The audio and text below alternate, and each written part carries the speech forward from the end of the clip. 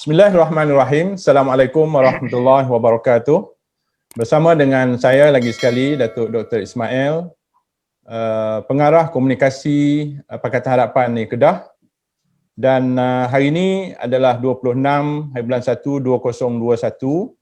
Kita akan berbicara tentang topik-topik yang sangat relevan dalam konteks ni Kedah, iaitu dalam wacana bicara PH Kedah. Dan sudah tentu bersama dengan kita pada hari ini, ketiga-tiga panel adalah pengerusi parti-parti komponen dalam Pakatan Harapan. Panel yang pertama adalah Yang Berhormat Datuk Johari Abdul. Beliau adalah pengerusi Pakatan Harapan di Kedah. Beliau adalah pengerusi Parti Keadilan. Beliau adalah Adun Gurun dan juga beliau adalah ahli Parlimen Sungai Petani. Selamat datang, Datuk. Terima kasih. Assalamualaikum warahmatullahi wabarakatuh. Ya, terima kasih bersama dengan kita lagi sekali. Dan panel yang kedua adalah Yang Berhormat Datuk Engineer Fakhruddin Aziz Zawawi. Beliau adalah pengerusi Amanah Ni Kedah. Beliau adalah Adun Alor Mengkudu. Selamat datang, Datuk. Ya, terima kasih. Assalamualaikum warahmatullahi wabarakatuh. Ya, Waalaikumsalam warahmatullahi wabarakatuh. Dan panel yang ketiga adalah Yang Berhormat Tan Kok Yu, pengerusi DAP Ni Kedah, dan beliau adalah Adun Derga. Selamat datang, YB. Oh, biasa Datuk. Okey. Format program kita, discussion kita malam ni, wacana kita malam ni adalah saya akan melontarkan satu soalan kepada panel. Yang pertama sudah tentu Datuk Johari Abdul dan akan diulas oleh kedua-dua panel, Datuk Fakhrul dan juga YB Tan Kok Yu.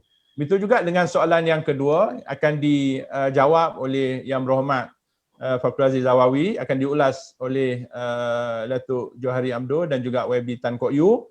Manakala soalan yang ketiga akan dijawab oleh YB Tan, diulas oleh kedua-dua panel lain, iaitu Yang Berhormat Datuk Johari Abdul dan juga Yang Berhormat Datuk Engineer Fakhruddin Aziz Zawawi. Sudah tentu saya kira tujuan utama kita mengadakan live ataupun secara langsung FB ini adalah untuk memberi maklumat kepada rakyat Kedah, kepada orang ramai, sebab kita tidak mempunyai banyak media. Sebagaimana kerajaan di luar sana, dia ada media arus perdana, ada Warta Negeri dan seumpamanya. Tetapi kita, inilah di antara cara kita bagaimana nak menyampaikan maklumat dan pada masa yang sama kita menyatakan pandangan-pandangan kita kepada kerajaan yang ada pada hari ini, sebab kita juga dalam fasa darurat ini tidak dibenarkan untuk mengadakan dewan.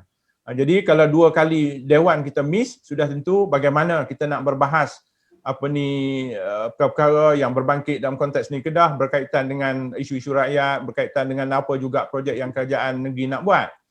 Jadi maknanya sekurang-kurangnya apa yang kita buat ini memberi sedikit maklumat kepada orang ramai dan juga memberi faham apa juga yang kita rasa pada pandangan kita. Sebab tidak semestinya apa yang kerajaan buat tu, walaupun pada pandangan kerajaan sudah tentu betul, tetapi pada pandangan kita mungkin berbeza. Jadi tiga topik utama hari ini adalah topik-topik yang sangat relevan yang ada sekarang. Itu topik yang pertama adalah saya rangkum sekali, Datuk Jo sebagai pengerusi Negeri Kedah ni, rangkuman soalannya adalah meliputi krisis politik, daripada krisis politik menyebabkan krisis kesihatan COVID-19. Daripada situ akan telah ada itu krisis ekonomi. Yang ni terutamanya apa yang berlaku dalam negara kita, tetapi dalam konteks discussion kita fokus dalam konteks ni Kedah kita. Datuk Johari, soalan dia lebih kurang macam ni. 25 hari bulan, hari ni 26, 25 kemarin adalah setahun pandemik COVID-19 ini melanda negara kita, bermula last year 25 hari bulan, dan beberapa gelombang telah berlaku. Gelombang pertama mengambil masa 22 hari. Gelombang pertama daripada 25 hari bulan sampai 15 hari bulan 2, 2020. Dan lekuk ataupun curve gelombang pertama ini bukan saja dilandaikan tetapi flat, kosong. Selama 11 hari negara tidak ada kes baru. Sehingga gelombang kedua bermula di akhir Februari, berakhir pada Julai. Gelombang kedua inilah dikala negara kita mengadakan PKP pada Mac 2020. Dan pada perkiraan saya, gelombang kedua juga kita berjaya melandai, dan pada satu ketika ia telah sampai kepada angka hanya seorang saja pesakit. Dan seorang tu adalah daripada import. Jadi kita anggap pada masa itu kita berjaya bukan saja landai tapi sampai juga angka kosong gelombang kedua. Tetapi bermula daripada awal Julai sehingga September, kes mula meningkat, tetapi kes itu average-nya, puratanya dalam 11 kes sehari. Sehingga sampai kepada 20 September. Sehingga sekarang. Kes melebihi daripada 25 kes bermula 20 September dan sehingga sekarang ini, sebagaimana yang kita maklum, 3,000, 4,000 sehari dalam negara kita. Datuk. Gelombang pertama, gelombang kedua, kita mampu untuk bukan saja landai, tetapi sampai kosong. Gelombang ketiga, Datuk, bukan saja tak boleh landai, bukan saja tak turun, tapi mencanak naik. Dan hari ini, sampai peringkat 3,000, 4,000 dengan kematian yang sangat tinggi. Dalam konteks ni Kedah, contohnya hari ini, kita telah ada lebih daripada 5,341 kes dengan 23 kematian. Pasal apa pada pandangan Datuk? Gelombang pertama, gelombang kedua boleh landai, gelombang ketiga ni tak boleh landai. Dan pasal apa dan apa yang perlu kerajaan buat untuk memastikan bahawa curve ini mampu landai? Itu soalan yang pertama. Soalan yang kedua, kesan daripada krisis ini sudah tentu krisis politik, krisis kesihatan, krisis ekonomi. Yang sekarang yang rakyat menerima masalah adalah kesan daripada ekonomi, kesan daripada keuangan. Dan kalau kita melihat rakan-rakan kita, contohnya Penang. Penang sekurang-kurangnya dia ada 7 bantuan, 7 skim bantuan. Selangor ada 20 lebih skim bantuan. Kedah ni kita tak nampak apa-apa, Datuk. Jadi kita mula dengan Datuk dengan 2 soalan tu. Sila, Datuk. Baik, terima kasih Datuk semua moderator. Assalamualaikum warahmatullahi wabarakatuh. Saya nak mulakan dengan melihat bahawa masalah yang kita hadapi sekarang ini ialah masalah pertama sekali ialah ketegasan. Maknanya apabila kita mula-mula menghadapi pandemik ini pada peringkat awal, kita ada dalam kerangka pemikiran bagaimanakah membendung masalah ini. Dan semua orang bukan saja politician tetapi juga frontrunners yang lain, sama daripada medical team ataupun daripada security team, semua sekali jelas apa yang kita nak buat dan SOP dan sebagainya. Hinggalah kita melihat sampai peringkat gelombang kedua juga kita manage well. Now, saya melihat apabila kita sampai kepada Julai, lihat di situ kita tidak begitu melaksanakan apa juga yang kita telah rancang oleh kerana ada relaxation di situ. Sedangkan kalau kita tengok negeri-negeri lain, khususnya saya nak bawa negeri yang berjaya lah. Kalau Amerika dan Eropah itu negeri yang tidak berjaya. Tetapi negeri yang berjaya, kita tengok macam New Zealand, macam Taiwan, malah even Australia dan China sendiri, maknanya mereka meletakkan once kita buat keputusan untuk mengambil tindakan, maka keputusan itu di-drag, keputusan itu disambung. Maknanya dia tidak off and on. Once kita decide, kita buat. Jadi saya melihat oleh kerana kalau kita tengok apa yang berlaku sekarang ni ialah tempat-tempat yang menjadi masalah ialah tempat-tempat yang penduduknya ramai. macam kita tengok di Pulau Pinang contohnya, kita tengok di Selangor contohnya, malah kita tengok di Johor contohnya. Ini ialah tempat-tempat yang ramai berbanding dengan contohnya Kelantan ataupun tempat lain. Jadi sudah tentu pemikiran kita akan tertumpu kepada bagaimana manusia itu sendiri berinteraksi. Jadi bagi saya, contoh di Kedah, kalau dilihat seluruh daerah ini, Kuala Muda lah yang paling teruk sebab penduduknya lebih daripada 500,000 juta. Jadi sudah tentu dia hanya memerlukan treatment yang berbeza. Treatment yang berbeza dengan tempat yang lain yang mempunyai population yang kecil daripada contohnya di Kuala Muda.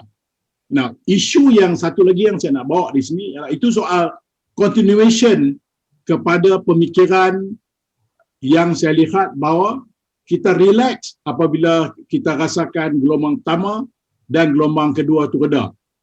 Isu yang lebih parah sekarang ni, pandemik satu hal, tetapi dianya ada juga kaitan yang terus-menerus dengan isu ekonomi dan juga isu pendidikan serta politik. Jadi bagaimana dengan kita gagal untuk menyelesaikan masalah ini dengan cepat mungkin, rakyat kita ni law abiding citizen lah saya kata. Rakyat Malaysia ni memang law abiding citizen. You suruh buat apa pun kita akan ikut. Rakyat ikut. Rakyat di bandar ataupun rakyat di desa, dia akan ikut. Dia akan ikut. You suruh dia pakai mask, dia pakai mask.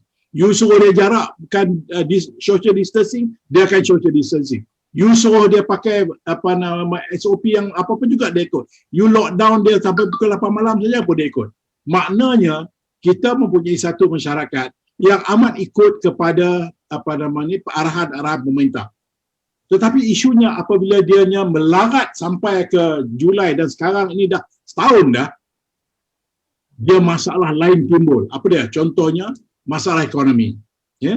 Apabila orang hilang pekerjaan, peniaga-peniaga terpaksa banyak yang gulung tikar, peniaga-peniaga kecil mempunyai masalah untuk berniaga, dan urutan daripada itu pula anak-anak tak boleh pergi sekolah sebab kita sendiri pun dalam keadaan yang tak tahu nak buat apa sekarang ini.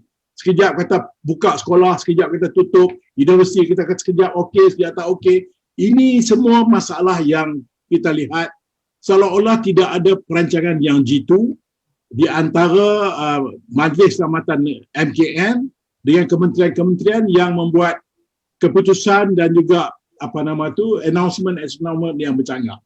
Jadi untuk itu sebagai first round ni, saya nak simpulkan begini, bahawa kerajaan tidak mempunyai satu plan yang jelas. Yang jelas untuk bukan saja diikuti oleh ahli politik, orang-orang yang buat keputusan khususnya eksekutif, tetapi juga orang di bawah ini yang melaksanakan petugas-petugas frontliners, sama ada dari kesihatan ataupun yang melaksanakan security-nya, pelaksananya, mereka juga mempunyai pandangan yang tidak jelas ataupun arahan yang tidak jelas. Akhirnya, apabila kerajaan pula umumkan darurat, feedback daripada pemimpin-pemimpin masyarakat terputus. Bila parlimen tidak bersidang, adun tidak boleh bersidang, dengan sendirinya ini akan lagi teruk menambahkan keadaan yang lebih teruk kerana tidak akan ada lagi feedback untuk memberi pandangan secara direct kepada eksekutif untuk melaksanakan. Itu pandangan awal saya. Terima kasih.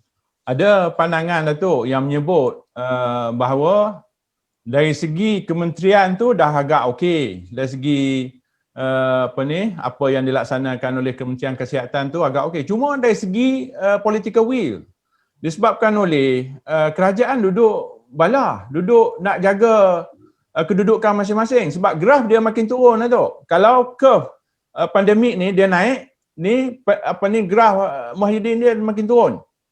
Sekarang ni turun sampai 109, bukan dia landai, turun lagi. Jadi duduk sibuk lah tu berpolitik untuk menjaga kedudukan masing-masing, sehingga apa juga cadangan-cadangan daripada Kementerian Kesihatan yang saya rasa kalau kita follow semua tu, juga pandangan-pandangan daripada doktor-doktor luar. Banyak saya rasa kalau kita follow tu, kita mampu untuk kontrol, tidak macam sekarang ni. Jadi ada pandangan tadi menyebut bahawa pasal depan ni duduk sibuk dengan politik. nak jaga kedudukan masing-masing. Jadi sebab itulah terabai, fokus hilang. Political will tak ada, bukan tak ada, kurang. Fokus hilang. Yang akhirnya kita tanggung, rakyat tanggung pada hari ini. Ada pandangan macam tu Datuk? Komen Datuk. Saya enggak sama setuju sebab itu kalau kita lihat pandangan daripada 45 orang profesional, doctors dan orang yang pernah berada di tempat yang penting ini, yang melihatkan bahawa saya setuju yang pertama tidak ada political will, kerana kita lihat bahawa untuk buat sesuatu yang ada keberanian, seperti yang saya rojokkan tadi, bagaimana Taiwan dan New Zealand buat, bahawa once you make that decision, you got to make that decision. Tapi sekarang ini, saya bagi contohnya, di Kuala Muda, saya berada dalam jawatankuasa bencana ini sekarang. Bagaimana OCPD komplain sendiri, kita sekat orang daripada masuk ke kawasan kita, dan untuk nak masuk keluar ni harus ada kebenaran. Tetapi harus ingat, MITI wak keluar surat, hampir semua ramai sektor-sektor yang boleh menyaga dan terus menyaga. Akhirnya orang yang duduk di Sungai Petani bekerja di Pulau Pinang, dan satu hari berapa puluh ribu orang yang bergerak keluar masuk. Saya difahamkan lebih kurang 25,000 kenderaan yang dikeluar masuk daripada Pulau Pinang dan ini maknanya MITI satu hal, MITI wak keluar surat, Kementerian Kesihatan satu hal, MKN satu hal, polis satu hal. Jadi tidak ada coordination. Akhirnya walaupun apa juga yang kita buat, kita namakanlah PKP ke PKP bersyarat dan sebagainya, tetapi kalau tidak ada political will macam moderator kata tadi, saya setuju bahawa oleh kerana tidak ada kesatuan dan MKN itu sendiri fail, bagi saya fail. Malah saya difahamkan arahan-arahan yang dikeluarkan oleh MKN ini kadang-kadang arahan yang terlalu lambat. Sampai SOP terpaksa bertanya-tanya apa dia kat SOP. Sedangkan MKN kata we are working on it. Jadi nampaknya tidak ada penyelarasan di peringkat atas dan membawa pada masalah yang kita ada sekarang ini, rakyat di bawah suffer. Dan lebih suffer lagi ialah apabila orang-orang seperti kita yang duduk dalam adun ataupun dalam parlimen tidak boleh berjumpa dan memberi nasihat kerana disebabkan oleh darurat yang telah pun disiarkan. Sepatutnya kita lah orang yang memberikan nasihat dan sebagainya, kerana eksekutif dia ada limitation dia. Yang pertama limitation maklumat tadi, yang kedua idea, yang ketiga sekarang macam moderator kata tadi lah, dia lebih pentingkan rating dia dan kedudukan dia. Kalau dia ambil tindakan ini, apakah dia punya feedback ataupun apakah kesan yang akan didapat daripada bawah. Ini problem yang ada dan saya nampak jelas inilah di antara penyebab kepada apa yang sedang berlaku ini. Betul, kesan daripada kegagalan kerajaan mengawal krisis kesihatan COVID-19, kita melihat keyakinan orang ramai kepada negara kita juga hilang. Ini ditranslate dalam bentuk share market kita mengudum, Datuk. Dan FDI, Datuk, yang turun bukan saja 40%, 50%, 68%. 2020 FDI berkurangan sebanyak 68%, jumlah yang masuk 2020 2.5 bilion USD. Itu sahaja. Dan kita melihat bagaimana pengangguran 800,000. Dan daripada Jabatan Perangkaan juga memberi angka kepada kita 600,000 kilang tutup. Kalau kilang ada 10 pekerja, dah 600,000. Kalau 20 orang pekerja, dah 1.2 juta. Dan KWSP yang dipohon oleh rakyat, Menteri Keuangan, memberi maklum kepada kita ada 3.18 juta yang telah diluluskan. Jadi kalau campur semua tu, Datuk, lebih daripada 5 juta. Kesan yang terpaksa ditanggung oleh rakyat, kesan daripada kegagalan kerajaan mengawal krisis kesihatan tadi. Saya nak tanya Datuk, Selangor ada pakej-pakej untuk membantu rakyat. Yalah, Selangor ni kaya. Penang juga ada pakej-pakej. Selangor 24 pakej. Penang ada 9 pakej. Kedah ni pakej apa, Datuk? Yang kita duk dengar lah. Kerajaan nak bagi ni, kerajaan Kedah nak bagi apa kat rakyat ni? Sila, Datuk. saya patah balik yang isu utama tadi ialah tentang bagaimana dengan berlakunya ketidakketentuan ini. Sudah tentu mana-mana pelabur pun, sebelum dia masuk ni tentu dia dah study keadaan. Keadaan yang pertama sekali, mana-mana pelabur pun akan melihat kepada stability, political stability. Sekiranya stability politik itu tidak menentu, bayangkan kalau saya nak invest $1 billion di Malaysia, dalam keadaan saya sendiri tidak sure sama ada polisi yang diumumkan hari ini akan berterusan kepada next 5 years. Saya tak tahu. Jadi saya tidak akan ambil risiko itu. Tentulah saya akan melihat negeri-negeri yang akan memberikan stability yang jauh lebih baik kerana saya tidak mau berhadapan dengan masalah itu. Jadi saya lihat yang pertama sekali stability. Maknanya direct foreign investment tidak akan masuk. Kalau yang ada pun akan fikir 2 kali kerana political stability. Isu yang kedua ialah tentang lokal sendiri. Rakyat Malaysia yang ada duit. Rakyat Malaysia sendiri pun tak yakin yang kita akan selesai masalah politik kita ni untuk 2-3 tahun lagi. Jadi kalau saya sendiri ada duit, saya tidak akan simpan duit saya di Malaysia. Sudah tentu mereka juga akan keluarkan duit mereka, rakyat Malaysia, dan melabur di luar. Maknanya kita ada double S lah. Satu, orang tak mau masuk. Yang kedua, rakyat Malaysia yang ada duit sendiri nak keluar. Jadi apa yang tinggal pada kita? Yang tinggal kepada kita ialah apa SME. Dan SME lah yang paling teruk hari ini. Yang terkena teruk sekarang SME. Sebab masalah tadilah, masalah yang tidak ketentuan, kejap PKP, kejap PKP bersyarat dan sebagainya. Dan akhirnya, bantuan-bantuan yang kerajaan bagi tidak cukup. Ya? Khususnya sektor-sektor yang paling teruk sekali terjejas. Contohnya pelancongan dan beberapa sektor yang lain. Dan ini semua terjadi akibat terlalu panjang, drag too long. Dan saya ingat kalau kita boleh jaga elok-elok seperti gelombang yang kedua dahulu, makna kita stay dengan apa juga syarat yang telah pun kita putuskan, saya rasa rangkaian ini boleh selesai lah. Seperti saya ulangkan sekali lagi, seperti yang berlaku di New Zealand dan juga Taiwan. Baik, isu yang kedua tadi, yang moderator kata tadi, bahawa saya tidak nampak akan ada political will yang jitu. Akhirnya, oleh kerana tidak ada political will itu, maka rakyat akan terus dibendung dengan masalah ini, termasuklah bantuan-bantuan. Saya sendiri dalam mesyuarat dengan baru-baru ini dimaklumkan MB Selangor mengeluarkan satu bajet yang besar, bukan saja untuk memberikan bantuan makanan dan bakul makanan, tetapi juga telah bersedia untuk membeli vaksin. Bersedia lebih awal. Malah mereka order vaksin direct kepada manufacturer dan juga pharmaceutical company. Maknanya di samping federal beli, kerajaan negeri juga terus beli.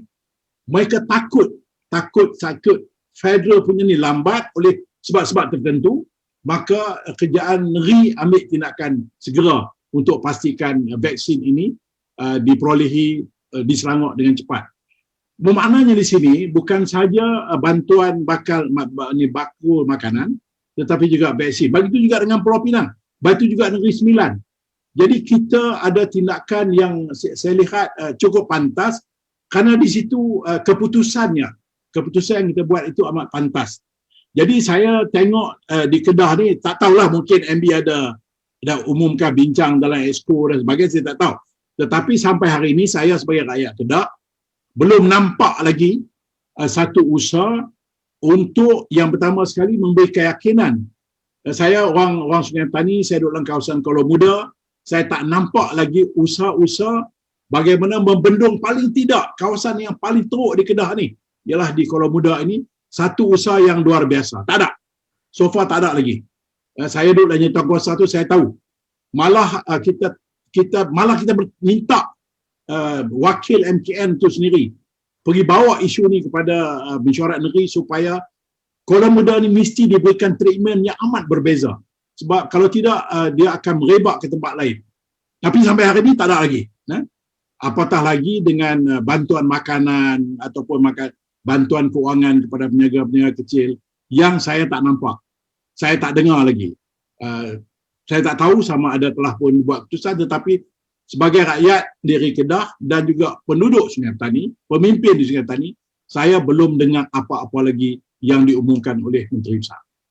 Okay, terima kasih Datuk Johari Abdul. Saya kira rakyat di luar sana mampu untuk memahami situasi yang sebenar yang berlaku dalam konteks negara dan negeri kita. Jadi saya berpindah kepada Datuk Fakhur Razi Zawawi untuk mengulas atas isu yang sama. Sila Datuk. Terima kasih Dr. Wabi, Dr. Yang menjadi moderator pada malam ini. Saya hanya nak menyambung saja apa yang disebut oleh Yang Berhormat Datuk Johari. Dan juga saya harap rakyat di luar sana mengikuti secara langsung pada malam ini ataupun kemudian dapat melihat isu yang sedang kita bincang ni merupakan satu isu yang sangat serius yang sedang melanda negara kita, khususnya negeri Kedah. Kita sebagai pimpinan dan sebagai ahli politik, kita dah lalui setahun. COVID ni dah setahun dah, disebut oleh Datuk Dr. Ismail tadi, dah setahun. Sepatutnya kita tidak boleh lagi membuat program-program berbentuk ad hoc. Sekarang ni masih lagi dasar-dasar dan kita nak hadapi ni masih lagi tidak tentu. Kalau baru ni saya ambil contoh. Nak buktikan bahawa keadaan masih lagi tidak tentu hala tuju dia sebenarnya. Baru ni Menteri Industri MITI kata nak buka ekonomi kita. Kemudian Ketua Pengarah Kesihatan yang memberi taklimat sebelum ini kata kita punya COVID ni akan lebih bahaya, dijangka akan lebih bahaya daripada masa depan. Kemudian disebabkan oleh tekanan politik, beliau mengatakan mungkin bulan 5 kita dapat turun kepada 2 digit. Saya pun tak faham sebab apa dia mengubah ala 7 statement. Itu juga baru ni Dewan Perniagaan Eropah yang ada di Malaysia buat surat keliling pada ahli dia supaya bersedia. Jadi kita lihat sekarang bahawa pimpinan kerajaan sebenarnya tidak mempunyai keupayaan untuk hadapi situasi yang ada sekarang. Ini dapat dilihat. Kalau di awal dulu mungkin rating Perdana Menteri agak naik kerana pada ketika itu banyak insentif-insentif diberi. Tetapi apabila kita masuk saja kepada gelombang kedua, gelombang ketiga dan PKP, sekarang ni PKP 2.0 pula kita masuk ni, nampak jelas sekarang ni apa sebenarnya tidak ada siapa boleh bagi jaminan sekarang kita sedang menuju kepada ke arah yang lebih baik. Bahkan kita lihat tentang vaccination, tentang untuk vaksin, ubat vaksin. Sebab apa? Negara jiran Indonesia sudah mula. Negara Singapura sudah mula, negara lain sudah mula dapat bekalan vaksin. Sedangkan kita baru nak dapat bulan 3, saya dipahamkan. Apa yang sedang dibuat persiapan oleh pemimpin negara? Pembuat dasar ni apa persiapan mereka? Sedangkan isu vaccination ini satu isu yang dianggap penting. Bahkan Presiden Amerika sebelum dia naik pada 20 hari bulan, dia dah letakkan satu sasaran dalam 100 hari 100 juta vaccination untuk rakyat Amerika. Sedangkan kita hingga sekarang masih lagi belum menentu kata kita boleh mula ke bulan 3. Bulan Mac ni, adakah kita dah boleh terima? Mana kata, apakah selama ni kita tidak buat bekal, kita tidak buat pesanan ke, ataupun kita tidak ada duit untuk kita buat, kita terpaksa bagi advance dulu ke, kita tak faham apa yang sedang berlaku. Dan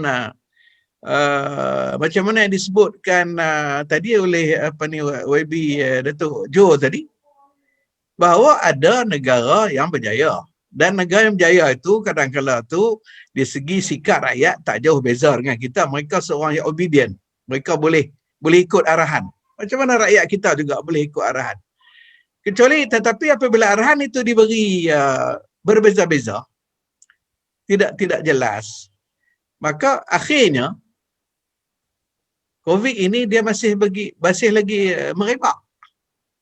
kita tengok fokus tempat-tempat tu kita dah tahu, punca-punca merebak kita dah tahu setahun kita dah boleh kenal pasti sebab apa dia boleh merebak. Bagaimana nak boleh tangani. Sekarang ni untuk maklumat dan kita pun sedia maklum. Saya rasa kemudahan hospital, rawatan kita sudah overwhelming, sudah berlaku limpahan. Sekarang sudah melebihi, hampir penuh. Dan mungkin setengah hospital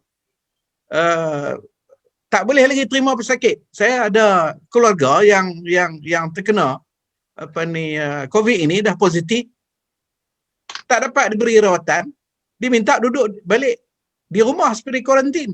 Biasanya kuarantin saja boleh tinggal di rumah. Ini rawatan, terpaksa di rumah. Jadi kalau sudah sampai ke peringkat tu, dan juga kerajaan sekarang barulah mula nak minta bantuan daripada hospital swasta. Jadi kalau kita lihat senario cara kerajaan membuat keputusan ni, nampak macam mereka tidak bersedia membuat keputusan-keputusan yang bentuk ad hoc. Apabila mereka lihat COVID ini mencecah, naik dengan begitu mendadak, mereka sudah jadi macam hilang arah. Apakah tindakan-tindakan yang perlu dibuat? Itu perlu kepada satu pemikiran, dan kerajaan sebenarnya jangan kita rasa malu, dan hendaklah kita bersedia melihat negara-negara yang berjaya. Negara Singapura di antara negara yang berjaya, dan mereka dijadikan satu contoh di peringkat WHO. Begitu juga negara Taiwan contohnya. Even negara China sendiri pun kita lihat, saya tengok dia punya daripada rangkaian TV antarabangsa, bagaimana Wuhan tu sendiri pun sudah buka. Mereka sudah balik kepada normal, walaupun masih tidak 100%, masih ada. Di COVID ini tak habis. Tapi mereka sudah boleh mula buka ekonomi. Kalau kita kata Singapura tu negara kecil, tetapi negara China bagaimana? Negara besar. Mereka berlaku pertumbuhan ekonomi sekarang, bukan negatif. Berlaku pertumbuhan ekonomi. Jadi sekarang ni kita naklah sedia membuka minda, pimpinan naklah buka minda melihat bagaimana negara seperti New Zealand boleh berjaya, negara seperti Taiwan boleh kawal, China boleh kawal sekarang ni dengan menggunakan kaedah-kaedah mereka. Dan juga kita juga tidak boleh jadikan alasan kata COVID, ekonomi tidak boleh berkembang. Itu pun tak boleh. Sebab apa? Negara jiran yang Indonesia yang lebih teruk infection jangkitan COVID ini, tetapi mereka berlaku pertumbuhan. FDI mereka adalah meningkat. Banyak pihak suka melabur di negara Indonesia. Artinya ada faktor lain yang perlu dilihat. Sebagai contohnya, tak ada kena-mengena, tak ada semena-mena kita istihad darurat. Ini memberi satu negative effect ataupun kesan negatif kepada orang-orang lain. Kata kita bukan saja COVID, tetapi masalah politik nampaknya tak boleh nak diurus dengan baik. Jadi itu yang pertama. Yang kedua, di segi kita malanglah di negeri Kedah ni. Sudahlah di peringkat pusat pun tidak ada insentif sangat seperti dahulu. Dulu memang banyak pihak memuji kerajaan pimpinan Tan Sri Mahyudin dengan insentif bagi wang kepada peniaga kecil, pada orang perseorangan. Tetapi untuk PKP 2.0, saya ingat tidak ada satu perisytiharan, walaupun dia menyebut tentang 15 bilion, tetapi bantuan langsung terlalu terhad sebenarnya, tidak diberi seperti dahulu. Sedangkan apa yang kita hadapi seperti dulu, dan malangnya negeri Kedah, macam YB Datuk Jo kata tadi ni, setakat ni kerajaan di Kedah sebenarnya belum ada apa-apa bantuan yang, dan kita sebagai wakil rakyat ni ditanya oleh rakyat pada ketika ni, ada apa-apa bantuan kah? Dan lebih-lebih lagi pelajar-pelajar sekolah sudah bermula dan mereka terpaksa belajar secara online. Dan tidak semua pelajar-pelajar keluarga mampu menyediakan peralatan untuk online, gadget, untuk internet. Bagaimana nak dibantu mereka ini? Ini sebenarnya di antara perkara yang perlu dilihat oleh kerajaan. Dan kalau boleh perbelanjaan yang tidak penting, yang pembangunan yang boleh ditangguh dulu, beri keutamaan kepada menyelesaikan isu COVID yang ada sekarang, yang kesusahan yang hadapi oleh rakyat ini hendaklah diberi keutamaan dahulu untuk pada ketika ini. Itu pandangan saya, Datuk. Terima kasih. Okey, terima kasih Datuk. Saya nak tambah sikit je apa yang telah disebut oleh Datuk Fakhru Razi tadi. Situasi sekarang apabila kes dalam negara kita meningkat 3-4 ribu sehari, hari ini jumlah kes yang masih aktif sekitar 40,000 orang. Jadi 40,000 ni menjadikan fasiliti kesihatan kita telah tepu. Jadi kesan daripada itulah maka kementerian telah membuat keputusan untuk kes stage 1 dan 2 hendaklah dirawat di rumah. Dan Tan Sri DG turun ke Kedah 2 hari lepas untuk merasmikan pembukaan sebelah CAC. CAC ini adalah COVID Assessment Center. Jadi siapa-siapa yang positif tadi akan di-assess dulu untuk akhirnya assessment center ini akan decide. Okey, A kena kuarantin di rumah sahaja. Jadi inilah situasi yang Datuk sebut tadi, memang real, benar-benar berlaku dalam negara kita dan kes makin meningkat, 4,000 sehari, 4,000 sehari. Dan kalau ini bentuknya, kita pun tak tahu nak jadi macam mana. Kita punya frontliners pun dah exhausted. Inilah situasi dalam negara kita pada hari ini. Yang berhormat Tan Kok Yew, apa ulasan YB tentang discussion kita, topik berkait dengan krisis politik, kesihatan, ekonomi sebagaimana yang diulas oleh Datuk Fakhru Razi. Sila.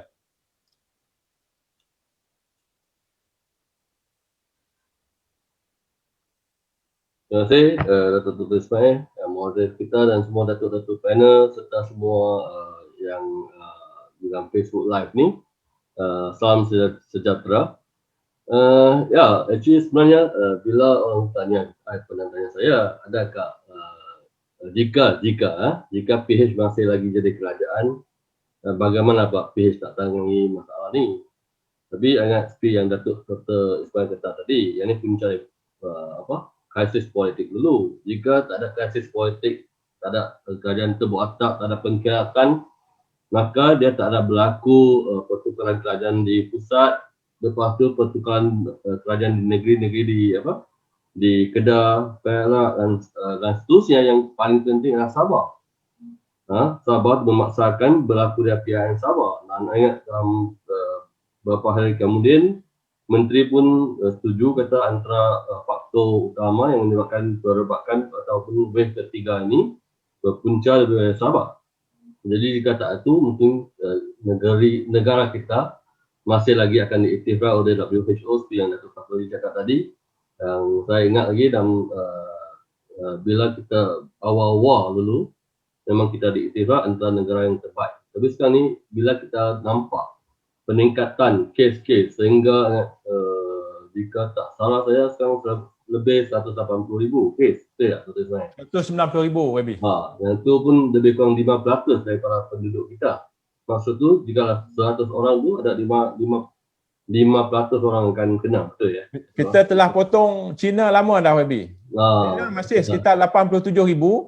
Kita dah kalau double lebih daripada double lah. YB. Jadi yang itu kalau yang kita hilang kawal tersebut, dan antara sebab tu ingat bukan saja political view, tapi sebenarnya masalah politik masih lagi masalah utama. Kena fokus, hilang fokus oleh kerajaan PN ni.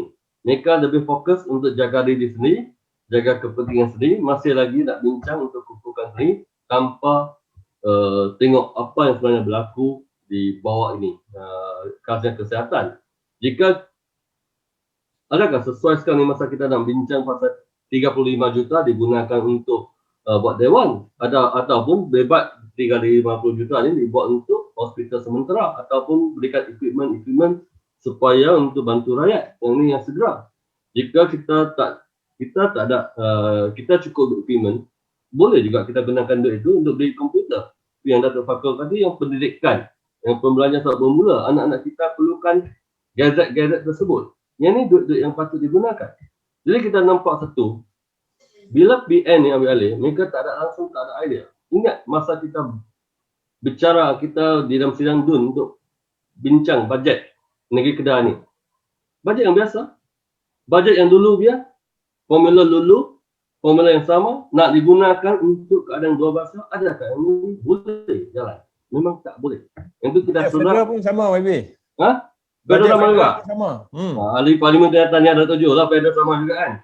Jadi, kita tak nampak usaha untuk. Kenapa yang jadi gitu? Ada yang itu mentality. Mentality tak bersedia. Kita anggap COVID ni seperti biasa, lepas tu ambakan ubat batuk, habis settle, besok boleh kerja semula. Tak.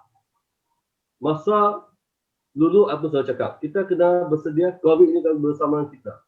Jadi kita kena adakan dasar baru, kita kena polisi baru, kita ada pendekatan baru untuk untuk menyediakan rakyat untuk bersedia supaya kita bergerak atas norma baru, atas pendekatan baru di masa akan datang. Jadi isu dia sekarang ni, mentality mereka tak bersedia. Ataupun seperti Datuk Fakar kata, mereka memang tak mampu uruskan. Tapi adakah mereka bersedia untuk lepaskan kuasa tersebut balik ke profesional? Kita tak nampak Menteri Kesihatan keluar bagi satu statement pun pasal krisis kesihatan ni. Adakah dia masih lagi Menteri Kesihatan ataupun masih duduk di mana-mana, kita tak tahu, kita tak nampak. Kita hanya nampak mereka boleh bekerja atau bergerak beyond SOP. Rakyat patuh, Datuk Jo kata, rakyat kita patuh, dia nak pakai mask, kita pakai mask. Menteri tak perlu pakai mask. Mereka ada satu grade yang standard yang berlainan. Jadi bagaimana pula mereka nak jadi contoh kepada kita supaya kita ikut? Rakyat biasa. Itu yang disebabkan jika kita berbanding, tadi rakyat 5%. Kita banding dengan menteri, beratusan tu. Lebih 15%. Betul tak Datuk Ismail? Ya. Kan? Jadi masa tu mereka tak jadi contoh. Adakah mereka ingat ni COVID ni biasa? Itu yang masalah tu yang berlaku. Jadi bila mental itu tak bersedia, maka krisis kesihatan ini akan bertambah. Ingat, sekarang ni masa kita selain pada yang dicakapkan oleh Datuk-Datuk sekalian, ingat kena tumpukan semua usaha kita atau letakkan duit yang kita ada. Kita ada formula ataupun kita ada contoh-contoh seperti yang Datuk Fakar tadi, China, New Zealand, negara-negara lain yang tak berjaya kurangkan dan sekarang boleh buka. Kenapa kita tak boleh buat? So, saya rasa yang ni yang penting. Itu political lockdown tu mungkin perlu. Sekarang kita nampak PKP sekarang ni, PKP 1 dan PKP 2 ni, PKP 2 ni seolah-olah MCO saja. Dia nak gerak mana pun, taklah masalah. Dulu ingat PKP 1 di Alostar saja. Di SP pun, ingat berapa tembok sebab dibinakan, jalan 31 nak pergi. Tak boleh gerak langsung. Alostar semua tutup, Simpang Kuala tutup, situ tutup. Tapi kali ni, apa yang berlaku? Dan ini sebab masuk ke komuniti kita. Masih lagi. Jadi, yang tu bila itu tak ada, sebabkan dikatakan ekonomi. Saya rasa okey. Di antara hidup dengan nyawa. Tu ya, tak tahu lah, doktor pasal kesihatan tu nyawa. Pasal nak hidup tu, salah hidup tu hidup. Jadi salah hidup ni kita masih, dan kerajaan patut tak tengok dari peruntukan yang boleh diberikan untuk pastikan kita dapat hidup okey. Bukan mewah, tak perlu mewah. Kita tak perlu ada projek 40 juta, kita tak 40 bilion, kita tak perlu ada projek yang 3 trilion. Tapi kira sekarang ni perlukan RM5 untuk makan nasi untuk satu hari, itu pun cukup. Jadi itu, tapi sekarang ni nyawa kita lagi penting. Jika kita nak dapat projek tengok yang 40 bilion tu di masa akan datang, tu yang nyawa kita penting. Jadi bagaimana kerajaan kena pastikan kita hidup. Jadi vaksin tu, kembali ke vaksin.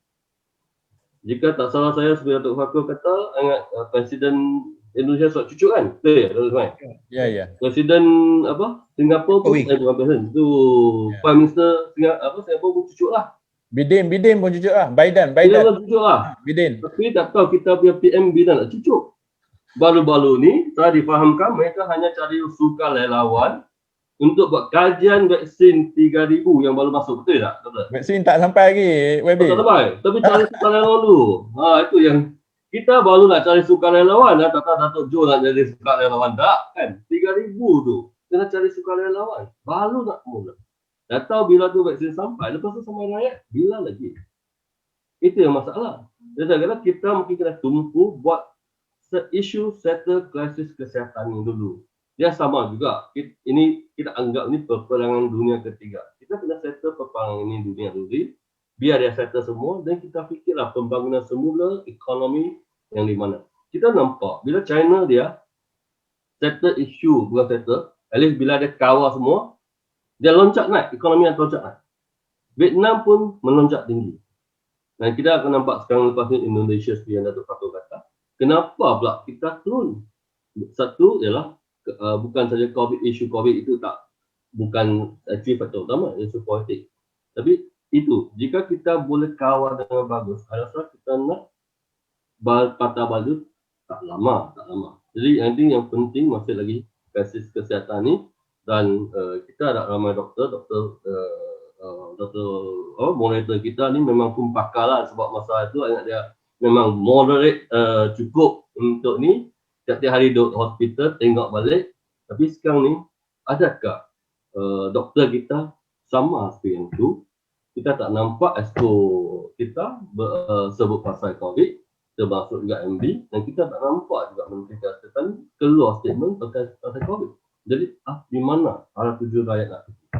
Jadi rakyat solehlah, kita kena jaga sendiri biar kita patuh apa yang patut, jaga nyawa kita sendiri demi masa depan kita di masa akan datang.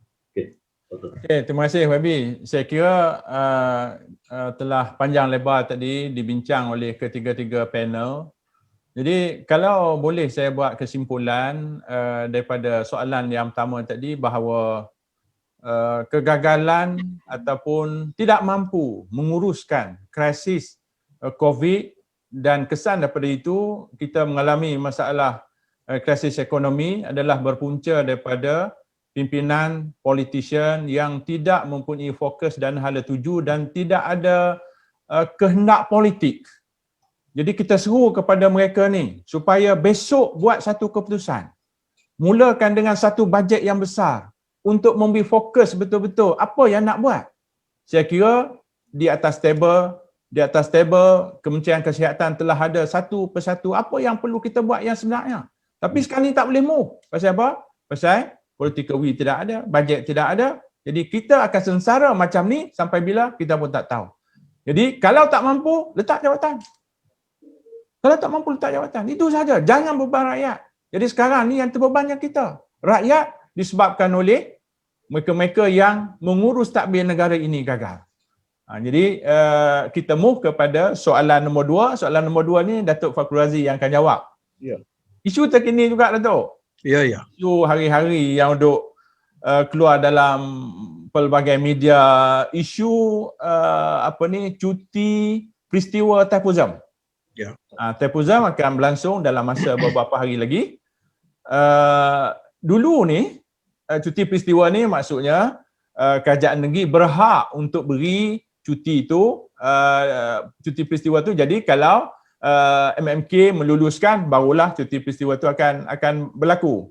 Tapi dalam konteks Thaipusam pada tahun ni, MMK telah membuat keputusan untuk tidak meluluskan sebagaimana tahun-tahun yang lalu. Saya difahamkan bermula 2014.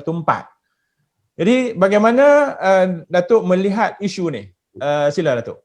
Okey, terima kasih Doktor. Pertama saya nak sebut sikit, apabila kita menyertai politik dan menyertai parti politik. Parti politik ni satu vehikel. Akhirnya kita masuk pilihan raya, kita dapat mandat. Kalau cukup, kita menjadi kerajaan. Satu pemikiran adalah jelas bagi mereka yang nak menjadi kerajaan, memimpin kerajaan. Bahawa dia naklah menjadi pemimpin kepada semua rakyat. Dia tidak boleh jadi pemimpin kepada satu-satu kelompok rakyat sahaja. Ini mesti, dan dia naklah melihat betapa semua rakyat ini sebenarnya patut mendapat hak-hak mereka, mendapat yang sepatutnya menjadi dari segi ekonomi, dari segi budaya, cara hidup, agama dan sebagainya. Itu perkara-perkara yang perlu dilihat. Jadi kita Thaipusam ni dia berkait dengan kaum India yang mana lebih pada 95% saya kira dia menganut agama Hindu. Dan Thaipusam ni salah satu pada perayaan mereka. Kita di Kedah ni, kaum India ini satu jumlah yang besar. Dan kita selalu sebut rakyat, 3 kaum ni mesti disebut. Pertama, etnik keturunan Melayu, etnik keturunan Cina, etnik keturunan India. Dan juga lain-lain. Mana kata India ni diiktiraf sebagai satu etnik yang besar. Kalau kita lihat dalam konteks peratus,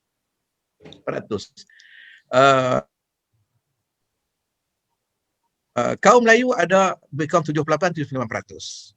Kaum etnik keturunan Cina ada dalam 40%. India ada 7-8%. Lain-lain dalam 1%.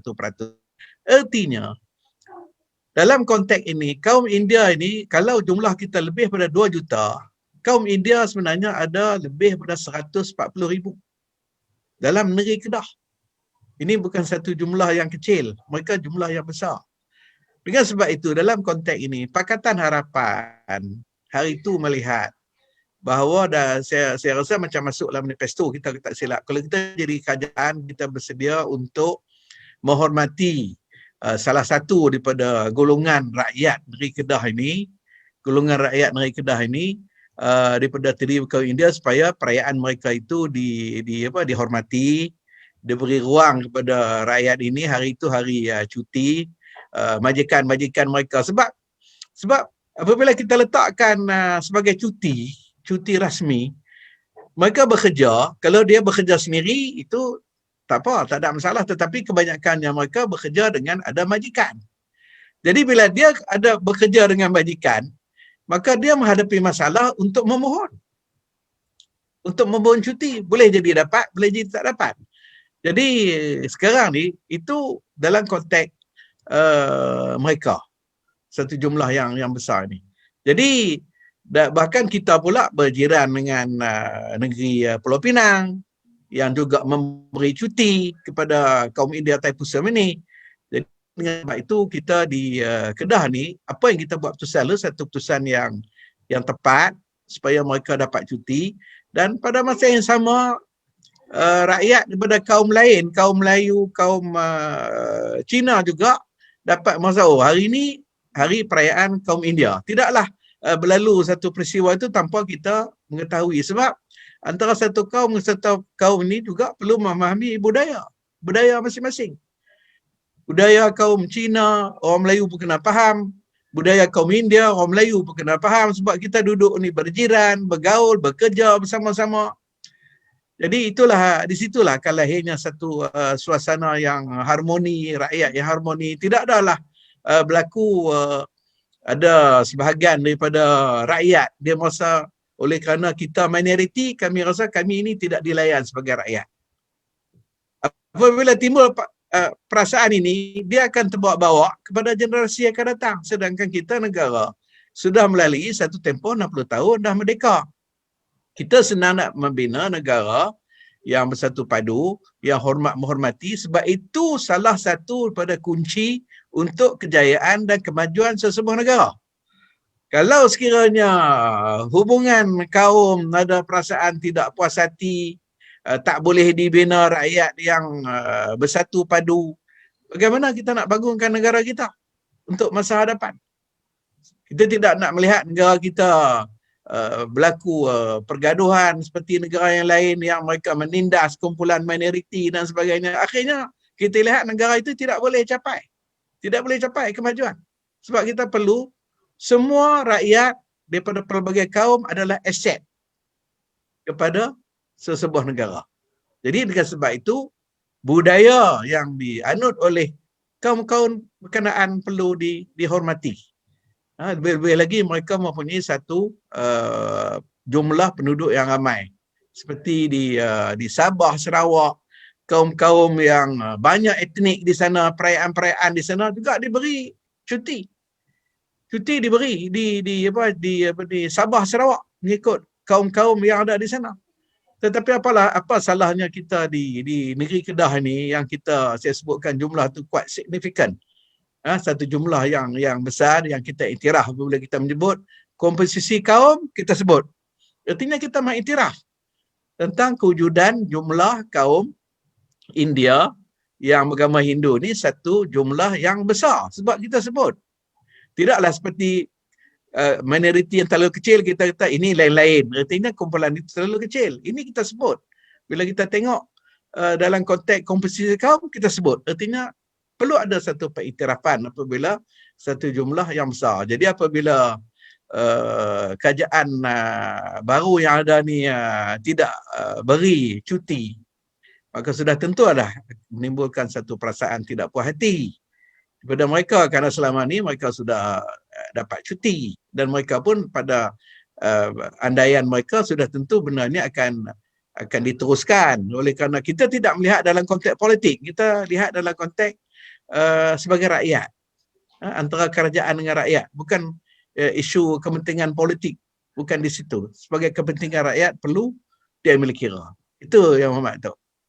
Pada pandangan Datuk, apakah alasan sebenar? Alasan sebenar. Pasal ini bukan baru nak bagi cuti peristiwa. Sudah 2014, 2015 dan seterusnya. Jadi apakah pada pandangan Datuk alasan sebenar Yang Amat Berhormat Menteri Besar sekarang sehingga dia tidak memberikan cuti peristiwa tu? Dia bolehlah dia kata pasal PKP lah, pasal apa lah. Tapi apa yang sebenarnya? Apa yang behind? Apa yang menjadi, yang mendorongkan dia tak bagi tu? Apa dia pandangan Datuk? Sila. Kalau saya nak lihat statement dia, saya ambil statement dia yang terakhir. Apa dia kata? Dia kata saya tak nak peduli, malah nak lihat apa pandangan daripada kaum India ni. Lagipun kaum India ni dalam undi yang lepas tidak pun menyokong kita. Tengok statement terakhir. Jadi daripada statement itu menggambarkan ada satu perasaan kepada rakyat. Patutnya perasaan itu adalah dalam konteks politik, hak politik rakyat. Dia nak sokong kita, dia tak nak sokong kita, itu hak demokrasi. Tak boleh dalam konteks dia sokong, dia dapat, mereka tak sokong, tak dapat. Jadi kita tak boleh tengok pada sudut tu apabila kita jadi kerajaan. Kalau saya ambil itu satu statement, ada sentimen sebenarnya yang tidak sihat.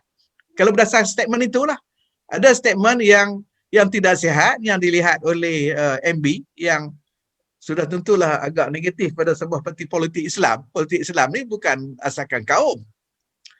Adalah satu sentimen yang tidak sihat dalam konteks apabila dia membuat statement, mereka ni tidak menyokong kita. Mereka ni yang lepas tidak menyokong kita. Jadi apa tuntutan kita tidak peduli. Jadi nampak macam ada satu sentimen yang tak sepatutnya berlaku kepada seorang pemimpin apabila dia melihat rakyat. Rakyat ni naklah dilihat dalam konteks yang sama. Artinya dalam konteks pelaksanaan keadilan ini naklah dilihat secara sama pelaksanaan keadilan kepada rakyat. Tidak boleh ada diskriminasi dan sebagainya.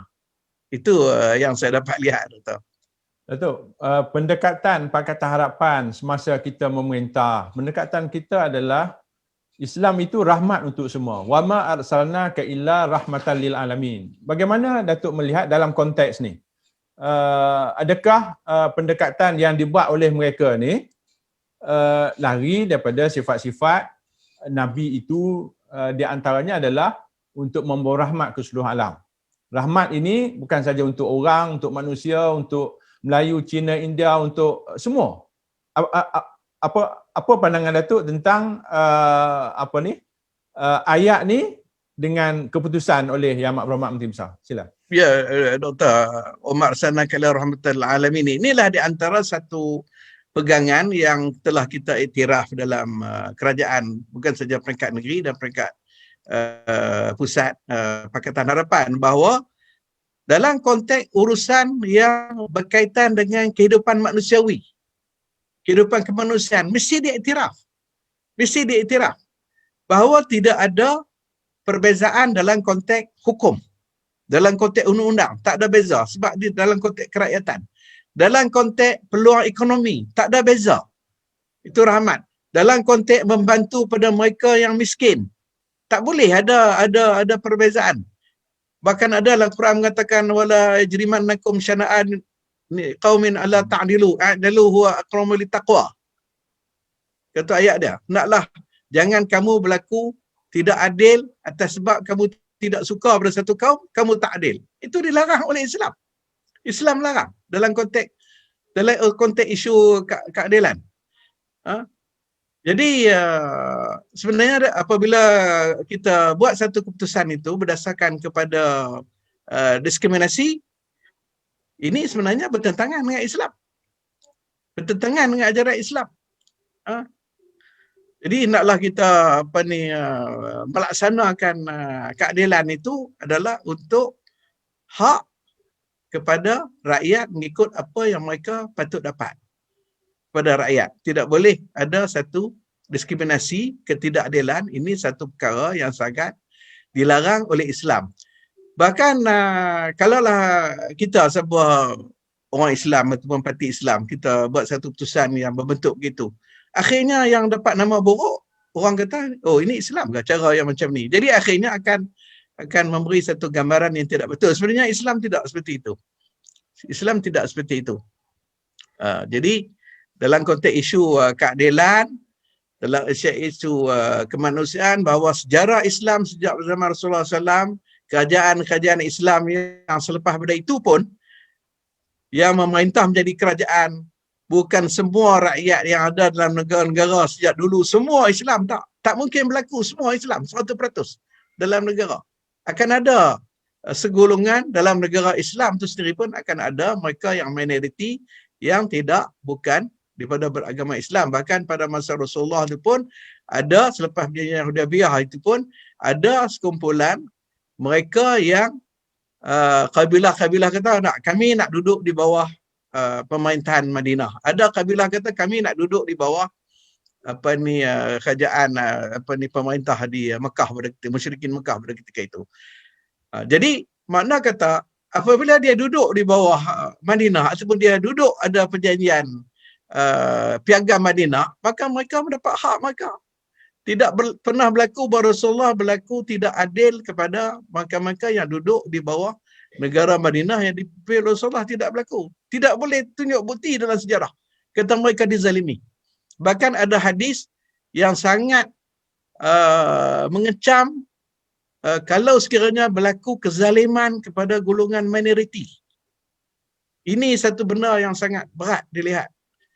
Tidak boleh berlaku kezaliman kepada mereka yang menjadi minoriti dalam sesuatu negara. Ini satu benda yang perlu kita lihat. Takut kita kata kita buat betul, tapi sebenarnya kita sudah menyalahi apa yang dikenakan oleh Islam. Lebih-lebih lagi asas yang kita katakan tadi, wa ma arsalnaka illa rahmatan lil alamin. Rahmatan itu diutuskan Nabi adalah rahmat untuk semua. Itu satu prinsip yang sangat jelas. Itu Doktor. Ya. Okey, terima kasih. Datuk Johari Amdul, sila ulas. Terima kasih moderator. Saya rasa angle yang diambil oleh Datuk Fakrul itu melihat daripada sudut yang amat relevan dengan apa yang sedang berlaku sekarang ini. Saya melihat apabila disebut cuti, maksud cuti di sini ialah bukanlah kita kata maksud cuti itu suruh relax, tak bekerja. Tetapi saya melihat dia lebih pada pengiktirafan. Apabila kita kata kita memberikan cuti kepada perayaan Taikusam, cuti kepada perayaan Deepavali, cuti kepada perayaan Cina, Tahun Baru Cina ataupun Christmas, maknanya kerajaan mengiktiraf bahawa segolongan rakyat di negeri ini merayakan satu-satu event itu. Cuti itu memberikan pengiktirafan bahawa mereka selayaknya mendapat pengiktirafan itu sementara kita, pemerintah, berada di tempat pemerintahan. Jadi itu maksud cuti. Jadi soalnya dia nak pergi kuil ke, dia nak duduk di rumah ke, dia nak buat perayaan di rumah ataupun dalam komuniti, itu cerita lain. Jadi walaupun ada orang kaitkan dengan kerana COVID sini sekarang ni kita tak benarkan ni puas semayang, itu cerita lain. Sebab pengiktirafan itu harus diberikan kepada mereka kerana kita pemerintah. Dan sebagai pemerintah yang baik, kita mesti mengiktiraf bahawa mereka ini mempunyai hak. Itu yang pertama. Yang keduanya, saya melihat bahawa apabila kita menarik balik sebenarnya, ini ialah satu cuti yang telah pun pernah kita berikan, cuti peristiwa ini, oleh kerajaan sebelum ini. Maknanya kerajaan sebelum ini, yang juga majoritinya orang Melayu dan Islam, memberikan cuti, memberikan pengiktirafan kepada kumpulan orang India beragama Hindu ini, yang juga seperti yang Datuk Fakrul kata tadi, ialah berlebih kurang 7% ataupun 140,000 orang, satu jumlah yang besar yang menjadi rakyat di Kedah ini, tiba-tiba kita batalkan. Jadi dia ada dua tarifan di sini. Tarifan pertama, kita melihat seolah-olah orang akan membaca bahawa kerajaan yang ada sekarang ini tidak mengiktiraf kewujudan kami. Soal kami undi, kamu tak undi, kami cerita lain. Soalnya kami ialah satu kumpulan yang berada dalam negeri di bawah pemerintahan kamu. Kamu ialah pemerintah sekarang. Adakah kami undi kamu atau tidak, itu cerita lain. Kerana suka tak suka, kamu pemerintah hari ini. Mana kamu mesti mengambil tanggungjawab untuk mengiktiraf kami sebagai rakyat di negeri ini. Itu yang pertama. Yang keduanya, dia akan createkan satu sentimen yang rasa distrust, yang rasa kecewa dan tidak percaya kepada pemerintah itu. Yang rasakan bahawa apatah lagi pemerintah itu ialah orang Islam dan Melayu. Jadi macam Datuk Fakrul tadi, akan timbul dalam benak mereka bahawa inikah cara orang Melayu dan Islam yang bila kamu pernah ada sekumpulan memberikan cuti, tiba-tiba naik pula kumpulan lain yang juga Melayu dan Islam merasakan bahawa kamu tak boleh cuti. Jadi nampaknya di sini akan timbul perasaan bahawa tidak berlaku keadilan di situ. Ya. Jadi saya melihat isu ini dia lebih kepada isu sentimen dan isu pengiktirafan. Dan benda ini bukanlah benda yang pelik, bukanlah benda yang sesuatu tiba-tiba dia jadi yang tidak pernah kita lalui. Dan saya rasa sudah tentu kerajaan-kerajaan negeri yang lain, termasuklah kerajaan federal, juga mengiktiraf dan memberi cuti kepada mereka. Jadi saya tidak nampak kenapa harus kita ada pemikiran yang berbeza dengan apa yang dibuat oleh negeri-negeri yang lain. Kadang mereka juga mempunyai sudah tentu mempunyai sejumlah orang rakyat mereka yang beragama Hindu daripada keturunan orang India yang beragama Hindu. Jadi saya melihat sudah tentu polemik di antara pengurusi ataupun presiden MIC dan timbalannya dengan MB kita ni suatu yang dipaparkan dalam media ini, tetapi jawapan-jawapan yang diberikan oleh MB itu nampak saya rasa tidak begitu cantik lah. Jadi seolah-olah kalau kamu tak mengundi kami boleh buat apa yang kami suka. Lagipun kami juga tidak mengharapkan undi kamu. Dia bunyinya macam itulah. Ini saya rasa tak boleh berlaku, kerana sebaik saja kita menjadi pemerintah, kita mestilah jadi pemerintah kepada rakyat negeri Kedah. Kita tak boleh kata saya jadi pemerintah kepada kumpulan ini saja. Jadi oleh kerana kamu tidak mengundi saya, maka kamu nak jadi apa pun jadilah. Tak boleh begitu. But the moment you are government for the people. Seluruh dunia pemimpin dunia akan ketahui itu. Semasa kita bertembung untuk dapatkan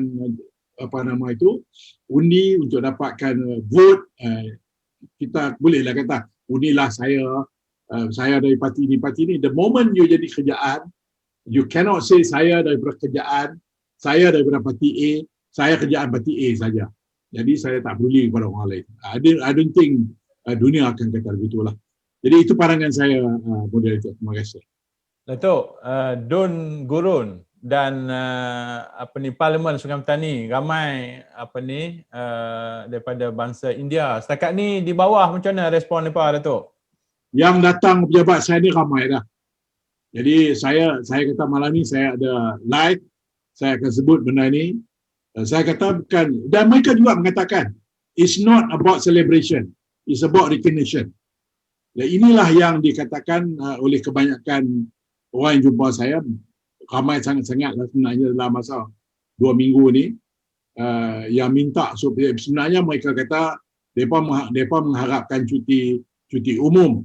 Saya kata keberangkaliannya Menteri Besar akan bagi cuti peristiwa, iaitu selari dengan pernah yang kita lakukan. Tapi bila diumumkan tidak ada ini, itu lagi ramai main office tu. Jadi saya nak ulang, ini is not about holiday itself, but it's about recognition. Bukan kerana cuti itu, tapi kerana recognition. Mereka terima hakikat bahawa oleh kerana COVID ini kita tidak boleh adakan perayaan. Itu tak ada masalah. Itu masalah kesihatan, mereka kata ya dia terima. Tetapi untuk membatalkan cuti peristiwa ini suatu yang menjadi masalah kepada mereka. Terima kasih. Okay, terima kasih Datuk. Saya beralih kepada Yang Berhormat Tan Kok Yew. Ulasan daripada YB. Sila YB. Ya, terima kasih untuk Eji yang untuk cuti tabusan ni tak patut dikaitkan dengan PKP atau COVID ni. Yang tu dia patut satu isu yang berlainan. Dan mereka bila kaitkan dengan MCO ni saya tak nampak sesuai lah. So, PKP ni is untuk tandang COVID dan kita semua tak harap MCO pun kita tak harap adakan COVID. Jadi saya setuju dengan semua sebab sebenarnya yang ini satu periktirafan dan bagaimana sebuah kerajaan yang dikatakan menjadi kerajaan itu berlaku adil, kepada semua rakyat yang ada di Malaysia ni dan khususnya di Kedah ni.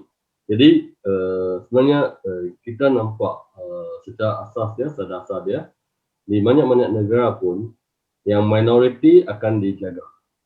Sebenarnya minoriti akan dijaga, yang minoriti yang kurang upaya tu, yang kekurangan tu kita kena jaga dia. Dia tak kira siapa dia, bangsa apa atau agama apa, tapi yang penting bila dia minoriti itu kita kena memberi perhatian yang lebih berbanding dengan majoriti tersebut. Jadi ini sebagai seorang manusia ni,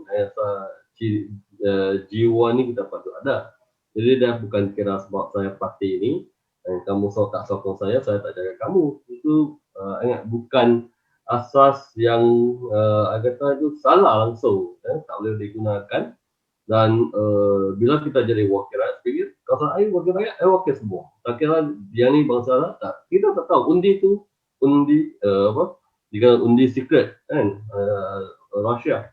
Jadi tak kisah macam apa. Tapi saya nampak adakah ini satu permainan politik daripada dua-dua ni, Sarawak, YB Sarawak dengan ni MB kita. Kenapa setiap kali timbulan isu ni dan mainkan semua huha semua orang tengok dia. Adakah mereka nak alihkan, okey? Kita berfokus dekat kegagalan mereka dalam mentadbir urus COVID ini. Okey, di Kedah ni. Seperti tadi kita bincang dalam fasa pertama, tak ada bantuan dan sebagainya. Ada main huha ni kita lupa dan kita sudah lost focus. Kita biar tadi Dr. Ismail ada kata ikut Jabatan Statistik 60,000 syarikat tutup. Katakan satu syarikat 10 pekerja, 1,000 orang yang kerja. Apa yang timbalan Kementerian Sumber Tenaga kita timbalan buat? Adakah dia jaga mereka? Adakah hilang kerja? Jadi sebenarnya ada orang India yang cari saya, Wabi. Saya tak kisahlah cuti tak cuti, sekarang nak kerja. Saya nak cari makan. Nah, itu isu dia. Sekarang isu hidup. COVID, nyawa hidup dan cuti. Ya, satu iktiraf itu penting, tapi di mana? Kang, apa? Jadi saya nampak mungkin lain sikit lah. Mereka nak mainkan isu ni bagi orang terlupa. Ni, itu yang kita nampak semua muka surat. Pertama, Pampis, Sanusi dengan Serawanan. Itu saja. Kenapa? Jika kita kata seperti Datuk John kata, Serawanan boleh juga cadang di kabinet supaya jadikan dia cuti umum. Apa susah dia? Kan? Ini satu. Jadi kalau kita tengok balik, saya kata, mungkin ini dia punya drama dongeng bagi kita terikut-ikut sehingga terlupa apa yang sepatutnya mereka bagi.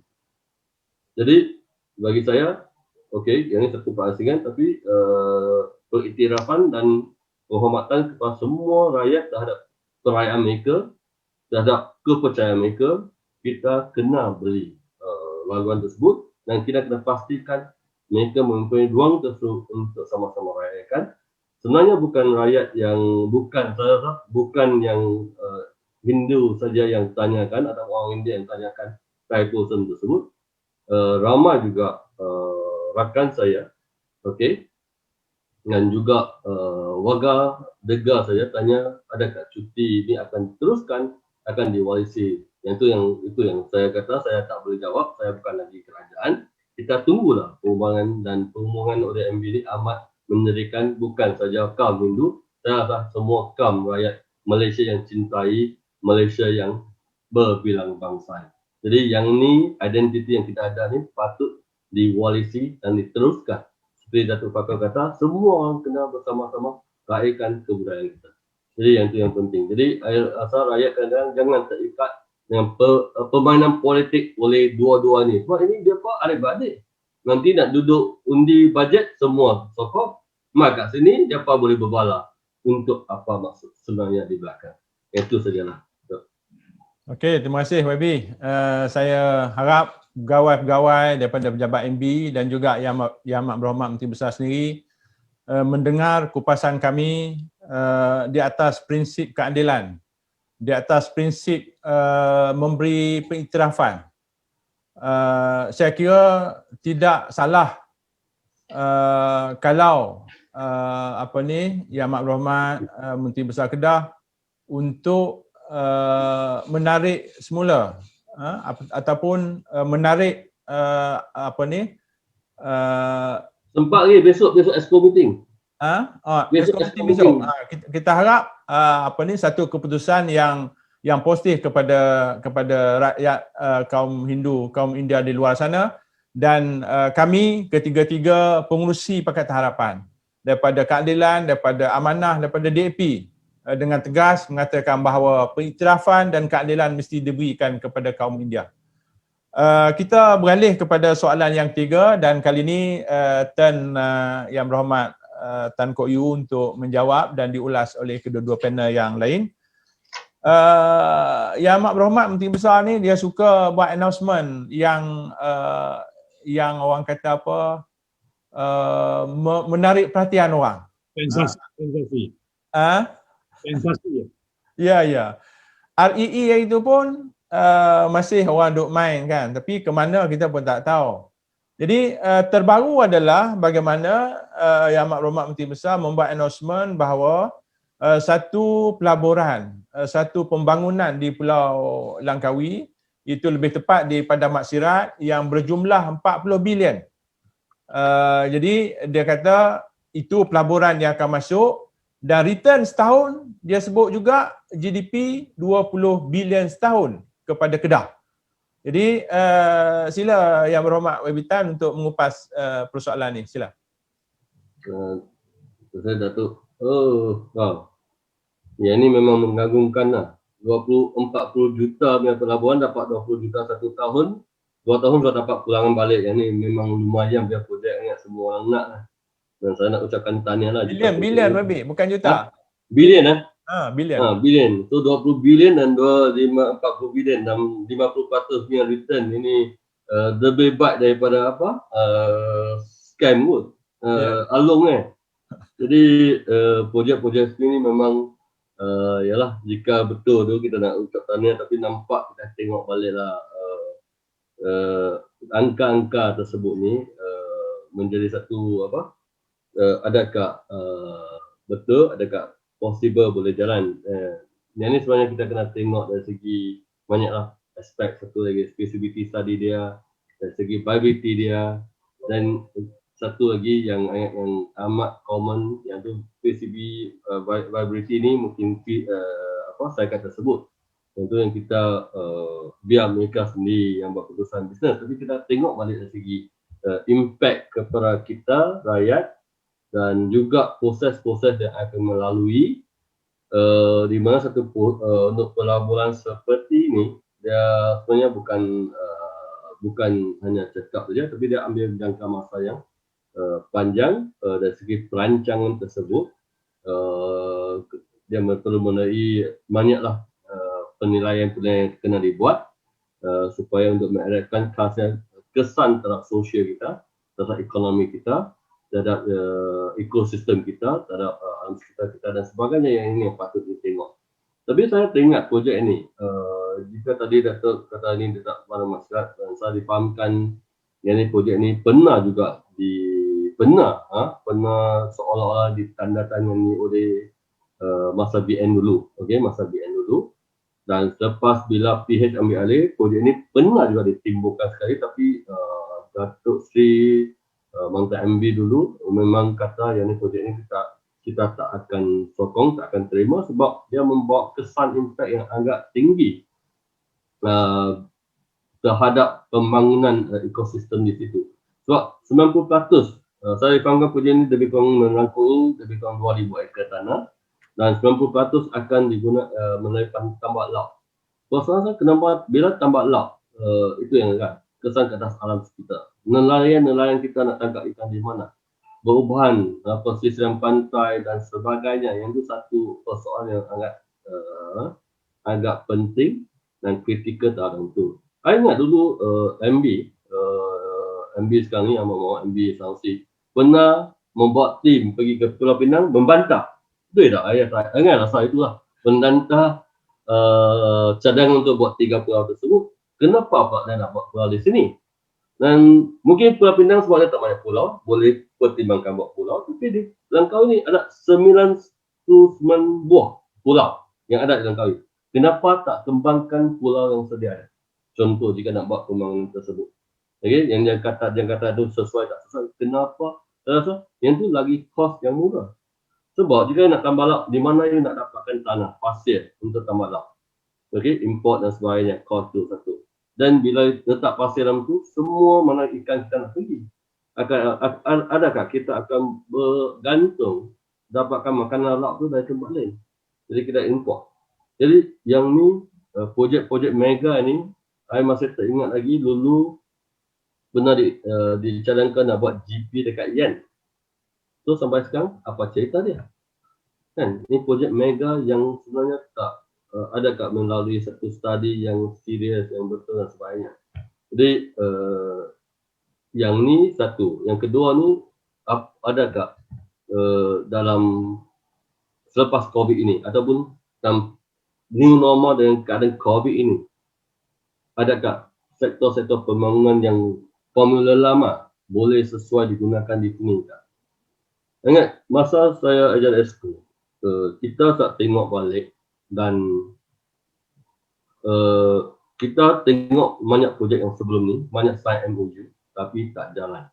Jadi kita putuskan supaya lebih baik kita fokus, kita cari pelabur yang bawa impact immediate, iaitu kilang pembuatan yang boleh masuk terus dan pemain kilang tu jika kita boleh pusat dalam 3 tahun, 4 tahun setiap kilang dia sediakan pekerjaan dan impact itu pun cukup tinggi kepada rakyat di Kedah termasuk juga di Malaysia.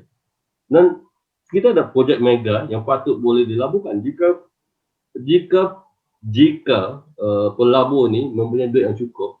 Kenapa dia tak mai datang buat untuk airport kita, airport KSP? Sebenarnya dalam keadaan COVID ni, ya tak ada pelancong tu satu hal. Tapi sekarang ni kita memang menunggukan, saya difahamkan port-port kita ni jam dengan produk-produk sebab online bisnes tu banyak. Jadi cargo service tu amat penting dan diperlukan sangat-sangat. Jadi jika yang tu hanya 5 bilion saja di airport Kulim, ikut MB lah untuk pembelian tanah, sesuatu pembinaan. Ini tak sampai lagi 8 kali ganda. Jadi adakah itu lebih baik berbanding dengan kita nak pergi tambah laut, tak tahu nak bila. Dan projek yang tambah laut yang dulu banyak yang projek di Aman di Kuala Kedah sampai sekarang pun tak jalan-jalan lagi. Yang tu bukan kita nak nafikan projek ni, memang jika dapat jalan, tapi adakah logik dan sebagainya.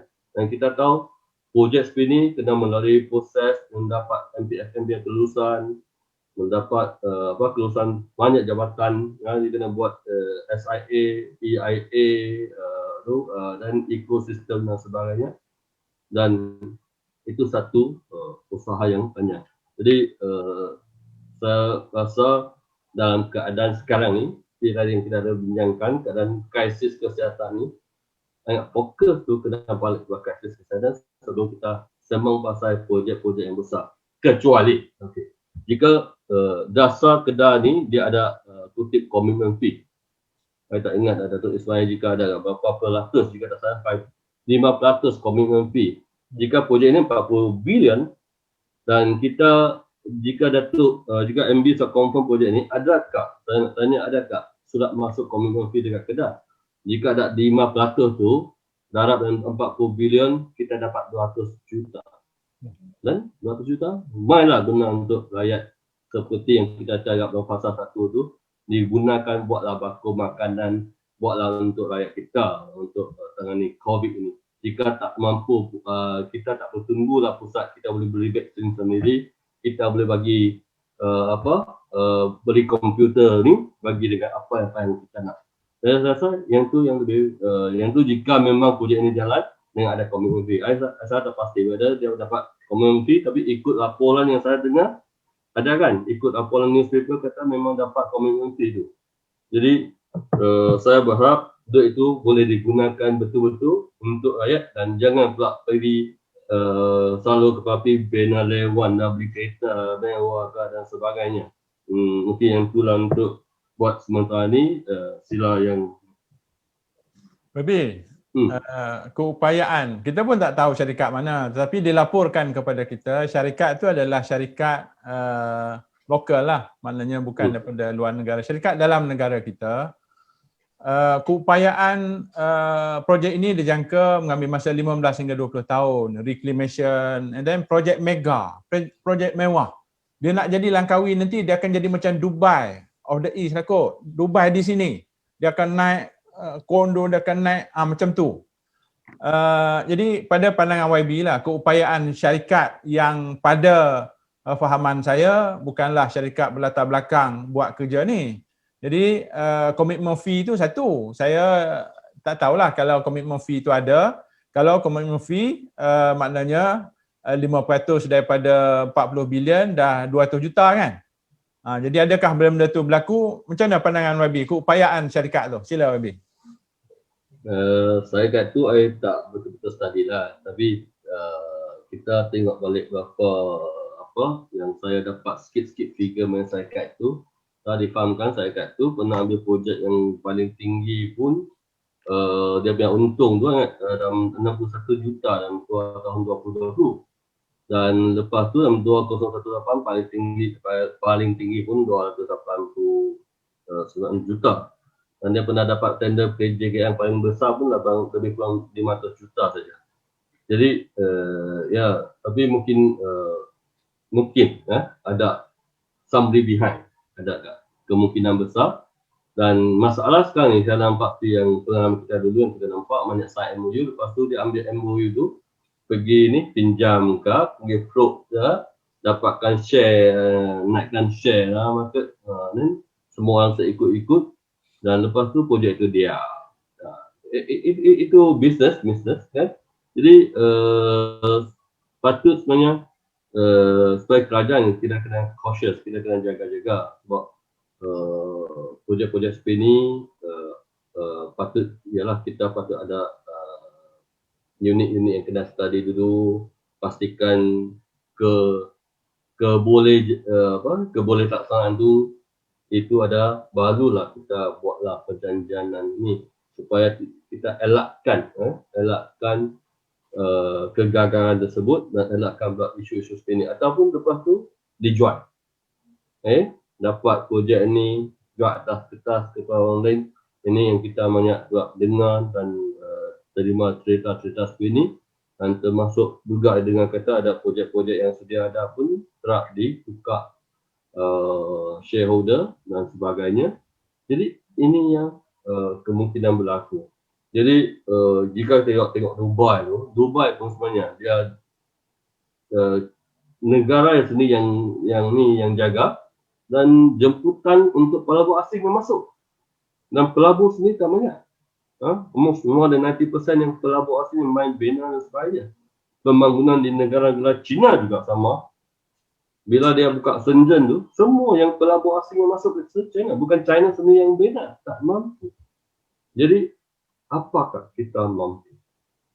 Itu itulah kita ucapkan tahniahlah jika mampu tu bagus, dan kita memang berharap orang kita sendiri yang boleh buat tu, tapi dengan kapasiti yang ada ni dan pelaksanaan ni, kita kena jaga-jaga, dan kita memang berharap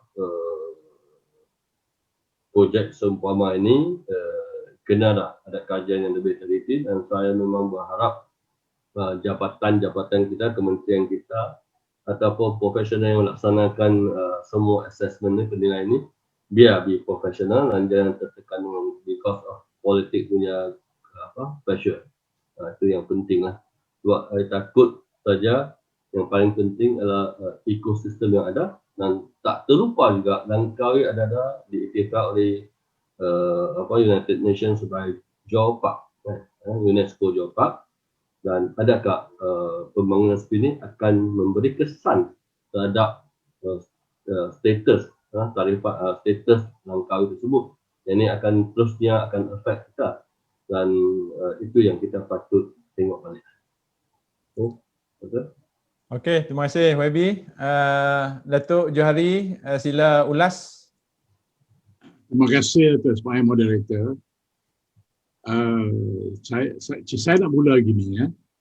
Apabila MB bercakap, lazimnya orang akan lihat dia cakap sebagai chief executive Kepala Negeri, dan dianya akan menjadi polisi atau benda yang telah sah. That's why when you speak, assumption orang ialah benda ni telah lulus, benda ni telah sah, benda ni betul. Sebab kita boleh cakap sebagai MB, kita tak boleh just say anything yang kita nak, tak boleh. Because you carry weight. Ada ada masalah di situ. Jadi saya rasa kalau MB buat announcement bahawa akan ada pelaburan 40 bilion pada masyarakat Langkawi, itu mungkin proposal kot. Proposal dia tak boleh announce, because kalau proposal, kalau local investment, you mesti dapat clearance daripada BPN. Makna BPN has gone through the mill. Daripada A masuk proposal sampailah keluar kelulusan MMK. Maknanya you kena imagine berapa lama it takes. Tentu lebih daripada 3 bulan, kan? Ataupun 4 bulan. Itu kalau local investment. Kalau foreign investment, you kena go through EPU. Dan sudah tentulah keadaan ekonomi sekarang ini, apatah lagi dengan COVID sekarang ini, saya tak jangka dalam masa 3-4 bulan, EPU terus luluskan. Ianya memerlukan apatah lagi dibuat di pulau yang mempunyai banyak masalah. Masalah airnya, masalah ekosistemnya, macam-macam yang EPU akan tanya ataupun BPN akan tanya. So ini memerlukan masa. So bila MD umum, kita akan dapat, what is the implication? Dia ada implikasi yang luar biasa. Mungkin surrounding land, harga dia akan naik. Tiba-tiba rakyat akan gelisah. Adakah masalah kehidupan dia akan terjejas? Masalah kecukupan air yang selama ini tak selesai pun, tiba-tiba kita nak ada investment yang nilainya 40 bilion. So there are million things you akan tanya soalan-soalan ini. Tetapi sekarang MB dah umum. Jadi saya nak tanya, adakah itu, kalau kecuali MB kata hari ini kita dah terima proposal, proposal itu sedang kita study, tapi saya tak beritahu lah siapa, berapa. I mean that should be the way. Karena saya moderator, saya pernah jadi GM syarikat yang kambuh laut ni di Langkawi ni. Primula nama dia. Saya GM dia. Masa itu saya awal tahun 90-an. Reclamation is not an easy job. Bukan kerja mudah. Because dia melibatkan kerjaan negeri, dia melibatkan kerjaan federal, dia melibatkan macam-macam orang. Dan untuk dapat kelulusan tu, It took us more than 2 years. Itu baru kelulusan. Apatah lagi dengan apa nama ni, nak pengurusan kerjaan tempatan, local government, it's going to messy. Dan saya lihat investment di 40 bilion ni satu yang luar biasa, dan saya harap ianya bukanlah suatu yang real. Jadi kalau betul ianya satu yang proposal, then MB should say satu proposal lah. Yang keduanya, sebagai kerjaan yang ada sekarang ni, saya lihat kita kena tengok balik Pulau Langkawi ni. Pulau Langkawi ni kita nak jadi apa? Do you want to be what? Paradise apa ni? Shopping paradise ke? Ataupun untuk orang rehat seperti holiday ke? Ataupun you nak local tourist ke? Ataupun you nak jadi international tourist ke? You want what? Apa you nak jadikan Langkawi ni? You got to decide. Because you tak ada jampak jadi roja. Local dengan international, nak jadikan tourist paradise oleh kerana dia tax free. At the same time, you nak buat apa sebenarnya? You nak jadikan apa ni? Sebab di Tanjung Ru tu, kalau moderator saya ingat Datuk, pergilah tengok, bersih berceragah pun. Kan? Dulunya zaman Tun, jadi PM dulu, Tun Dr. Mahathir, mempunyai satu huge mega project. Akhirnya terbengkalai. Dan kerana kita tak decide apa yang kita nak buat dengan Pulau Langkawi ini. Dan bila dia jadi cancah merebak, turis di luar negara, kadang-kadang dia datang bukan dia nak main shopping. Dia nak datang untuk ketenangan. Tapi kalau dia tengok kita tengok kalau tepi pantai Padang Masyarakat kita Pening sekarang ni, dengan jamnya, dengan tidak memberikan kenikmatan yang sepatutnya, dengan problem yang cukup banyak, saya rasa tak betul lah. Isunya ialah apa juga yang ni, kecuali kita revisit, kita kena buat keputusan apa yang kita nak jadikan Pulau Langkawi ini. Macam Wabi Tan kata, in fact Tuhan telah memberikan kita suatu yang luar biasa lah, kecantikan, keindahan, bukan Langkawi, tapi sekitar Langkawi itu 90 lebih islandnya dengan cantik, dengan jauh daripada masalah-masalah macam di kawasan timur, di Kelantan dan Terengganu yang berhadapan dengan Tengkujuh. Kita amat tenang di kawasan Langkawi, kawasan yang dalam, airnya membiru, cantik. Tetapi untuk membangunkan mega projek begini, saya kata ia memerlukan kajian yang cukup mendalam, kerana bukan sahaja rakyat Malaysia, rakyat Kedah, tetapi rakyat Malaysia dan rakyat dunia juga melihat adakah ini suatu yang realistik untuk dibangunkan di Langkawi sekarang. Terima kasih, Datuk. Okay, terima kasih, Datuk. Yang berhormat Datuk Fakhrul Razi, sila. Ya. Yang berhormat Datuk Dr. Moderator. Kita di Kedah ni sebenarnya cerita bilion ni dah lama dah. Sejak saya ada dalam kajian cerita bilion ni, saya ingat dulu apabila ada salah seorang pada MB ya, dulu zaman dulu nak Tambun reclaim tu daripada Kuala Kedah, daripada Kuala Salah sampai ke Pulau Pinang, nak reclaim laut 30 bilion. Kita tak tahu jadi macam mana dengan airport dah semua. Rakyat sonok lah. Memanglah sonok lah kan, peluang pekerjaan nak supply, dia jadi kalang kabut semua. Baru-baru akhirnya tak tahulah apa jadi, kita pun tengok laut macam tu lah juga. Kemudian mari kita bilion juga nak buat apa ni, Zifi nak bangunkan komplek. Itu dah 30 bilion, because 10 bilion US nak bangunkan refinery, penapis minyak dengan apa semua. Jadi lepas pada itu pun ada lagi lah projek yang bilion-bilion ni. Jadi sekarang ni mari, dah lama dah orang tak sebut bilion ni, MB yang baru ni sebut pasal bilion pula dah. Baru ni dah trilion. Lagi hebat. Trilion. Lepas tu turun pada 60 bilion REE. Ni nak sebut bilion. Jadi saya nak katakan di sini, kita rakyat Kedah ni sebenarnya kita akan tengok sebenarnya kita sebagai rakyat ataupun komuniti usahawan, bila kita umum, orang react tak macam dengan Datuk Jo kata, ada orang react dah, kita umum satu benda ada berlaku perubahan tak? Tapi setakat ni saya nampak apabila MB umum satu sebenarnya orang tak react pun, orang tak peduli pun. Kalau kata umum, kata nak RE kot siapa-siapa kalang kabut, di Kedah sekarang ni kita patut masuk ni, pelaburan baru akan masuk sebab dia pelabur ni bila masuk dia akan ada orang lain supporting dia tu akan masuk. Begitu juga di Langkawi, tak ada yang masuk. Artinya sekarang ni rakyat sekarang ni sebenarnya dah melalui satu tempoh dah, kita dah merdeka dan banyak ada projek. Ada projek yang dilaksana yang praktikal seperti Lebuh Raya dulu tak ada, kita ada, universiti kita ada, tapi banyak juga benda-benda lain perlu dilihat pada ketika kita jadi kerajaan pun. Banyak pihak yang mari beritahu kata dia ada modal nak buat 15 bilion, nak bangunkan pendang, nak sambung sampai ke Yan, sambung nak bangunkan satu bandar besar dan sebagainya. Jadi kita kerajaan ni nak kena tapis dulu lah.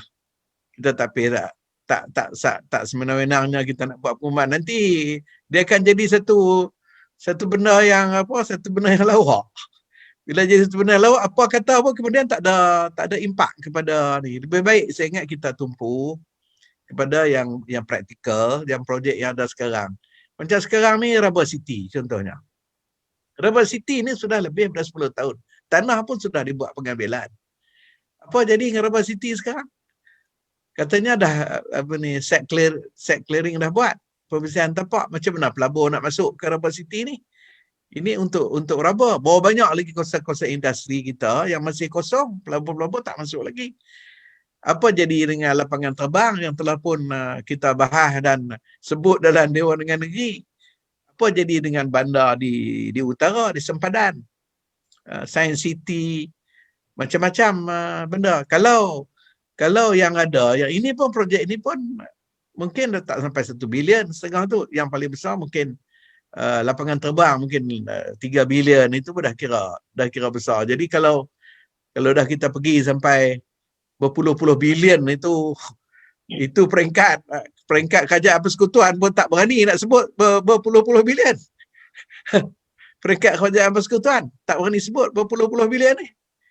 Ada 1-2 bilion pun yang masuk untuk buat satu projek pun dah dia quite happy dah.